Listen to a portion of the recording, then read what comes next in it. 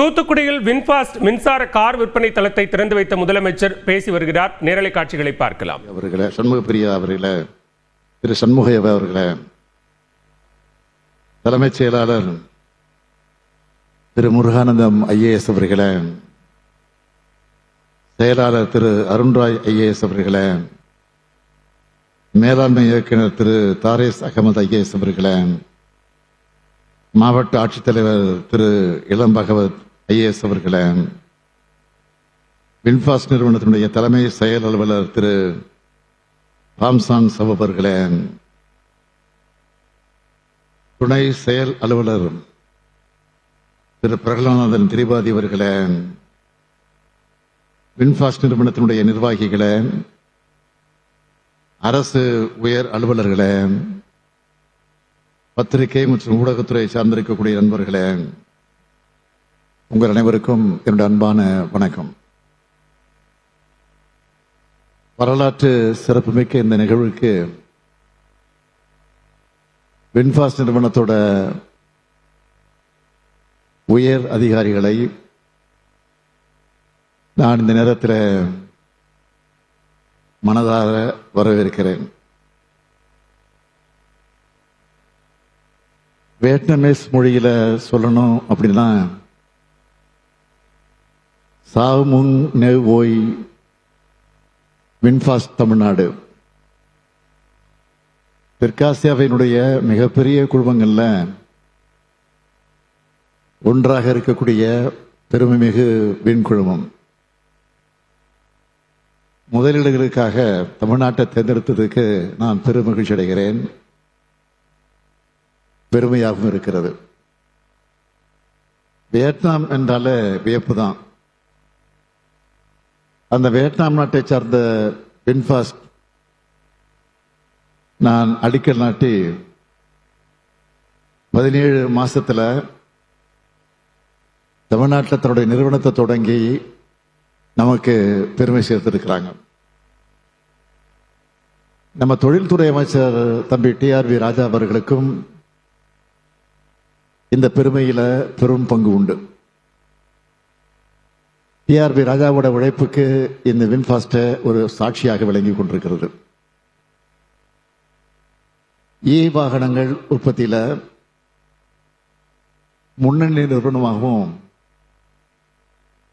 மற்ற நிலைத்தன்மை கொண்ட போக்குவரத்தை முன்னெடுக்கிற நிறுவனமாகவும்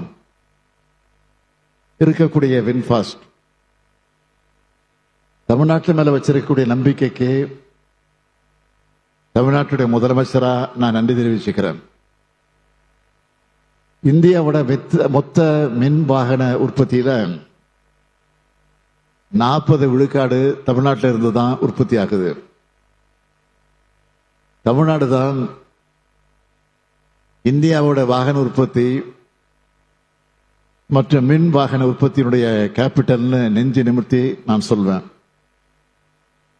சென்னை தான் இந்தியாவோட டெட்ராய்ட். திருப்பரம்புதூர்ல எப்படி முதல் கார் உற்பத்தி திட்டம் தொடங்கப்பட்டுச்சோ அதே மாதிரி இன்னைக்கு தூத்துக்குடியில முதல் மின் வாகன உற்பத்தி திட்டம் தொடங்கப்பட்டிருக்கு. இதன் மூலம் தமிழ்நாட்டுக்கும் வியட்நாமுக்கும் இடையேயான வர்த்தக மற்றும் பொருளாதார வளர்ச்சி மேம்படும். கடந்த 2024 ஆண்டு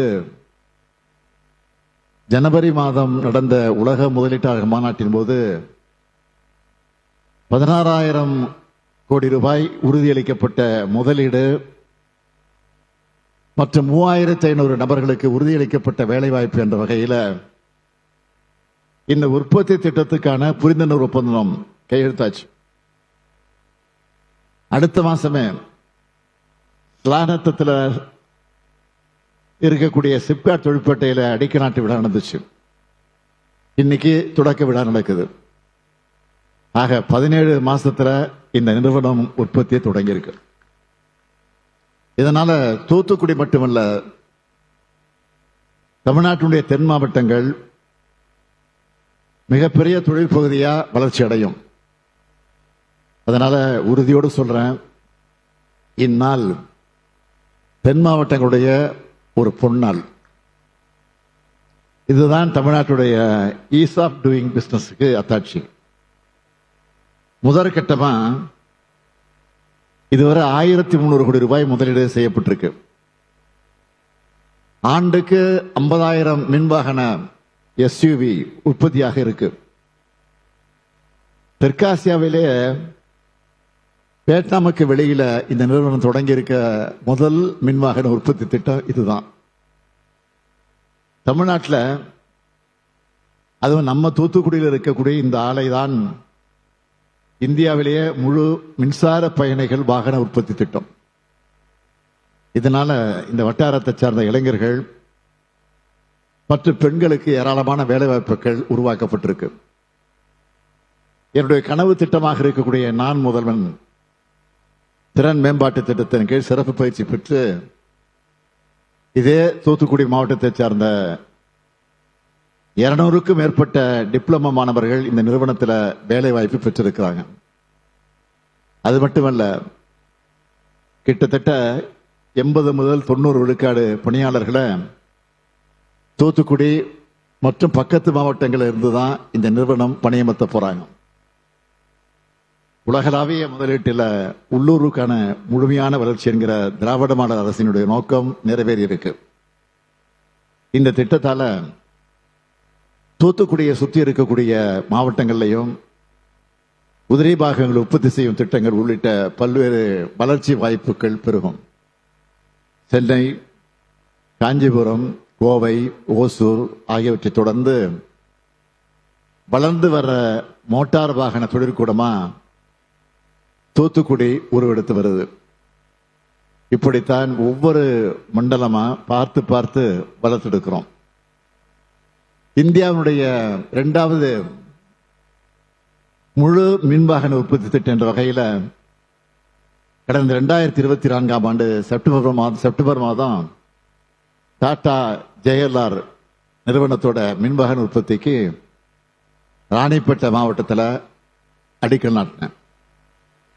இதன் மூலம் தமிழ்நாடு தான் மின்வாகனங்களின் தலைநகரம்னு உலகத்துக்கு நாங்கள் மீண்டும் உறுதிப்படுத்தி இருக்கிறோம். இப்பவே Hyundai, Nissan, Tata Motors, BMW, BYD, Ola, Ather, TVS, ampere போன்ற முன்னணி நிறுவனங்கள் தங்களுடைய மின்வாகன உற்பத்தியை தொடங்கிட்டாங்க. இன்னும் பல பாரம்பரிய கார் நிறுவனங்களும் மின்சார வாகனங்களின் பாதையை தேர்ந்தெடுக்க போறாங்க.